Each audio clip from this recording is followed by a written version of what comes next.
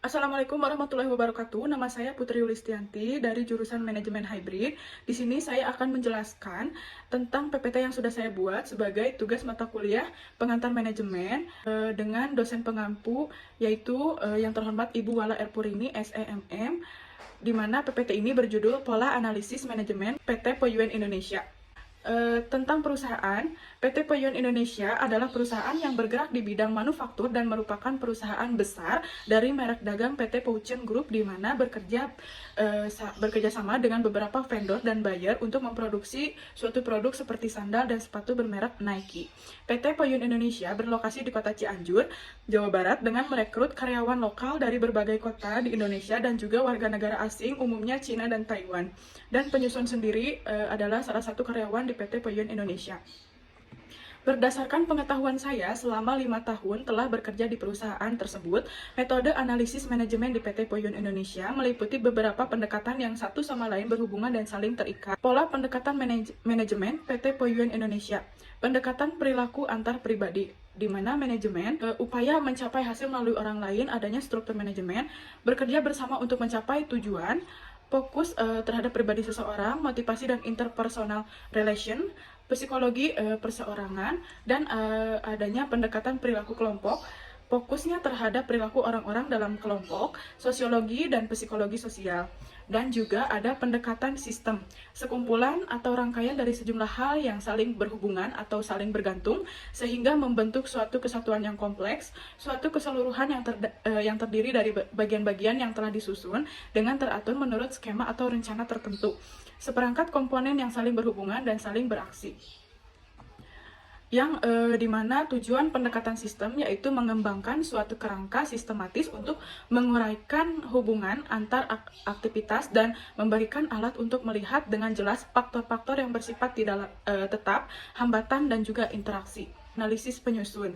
Dengan dipilihnya pola pendekatan manajemen yang sudah diuraikan sebelumnya, PT Poyuan Indonesia yang merupakan perusahaan besar mencakup hubungan dagang antar destinasi dan terikat sistematis dengan perusahaan lain yang bekerja sama dengan tujuan sama, yaitu menghasilkan produk good quality dan good quantity, di mana di dalam perusahaannya terdapat struktur manajemen yang beruntun dan mempunyai peran sesuai porsi tugas pekerjaan, adanya manajemen yang terorganisir, didukung dengan adanya kelompok atau dikatakan sebagai divisi di setiap lapisan proses pekerjaan tahap per tahap produksi.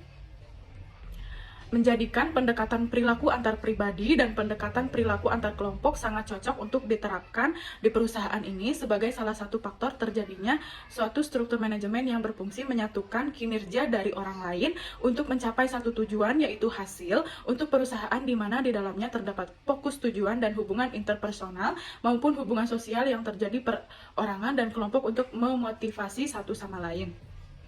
Contoh dari perilaku pendekatan antar pribadi dan kelompok, sebagai seorang manajer harus mampu untuk mengelola sumber daya manusia melalui pendekatan antar pribadi dan kelompok. Manajer harus berfokus pada tujuan, mengelola atau mengorganisir, serta menentukan kelayakan jabatan pada karyawan dan menjadi penghubung interaksi personal maupun kelompok bawahan kepada atasan maupun sebaliknya. Untuk pendekatan kelompok seperti kelompok tim leader dan tim member, tim leader harus mampu melihat fokus pendekatan psikologi dan sosiologi dalam satu kelompok agar terjadinya hubungan sosial yang harmonis dan target tercapai di dalam suatu perusahaan. Dan juga ada pendekatan perilaku sistematis. Sesuai dengan perusahaan manufaktur, di mana perusahaan besar pasti mempunyai cara sistematis terorganisir untuk dijadikan standar perusahaan. Adanya beberapa divisi atau kelompok pembagian pekerjaan yang saling berhubungan dan bergantung. Contohnya divisi marketing dan divisi purchasing, yang di dalamnya terdapat suatu proses alur kerja yang saling berkaitan dan fokus pada masing-masing tanggung jawab, atau bisa disebut dengan action atau aksi berjalan dengan skema dan perencanaan yang sudah diterapkan menjadi alur job desk ataupun pekerjaan. Contoh dari perilaku pendekatan sistematis sebagai divisi marketing yang bertanggung jawab sebagai kelompok orang-orang yang bertugas untuk mempromosikan perusahaan dengan visi dan misi perusahaan mencari buyer dan investor untuk mendapat orderan, lalu melakukan pendekatan negosiasi dengan pihak luar untuk mendapat satu tujuan harga deal.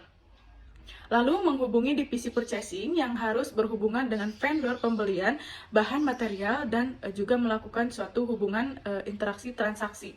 Dan contoh divisi kelompok, divisi ataupun kelompok ataupun perorangan dalam pendekatan manajemen merupakan bentuk usaha perusahaan untuk mencapai hasil dan keberlangsungan perusahaan. Untuk slide selanjutnya ada urutan struktur manajemen di PT Poyuan Indonesia. Yang paling atas itu ada direktur, manajer, asisten factory leader, general leader, team leader, dan juga team member.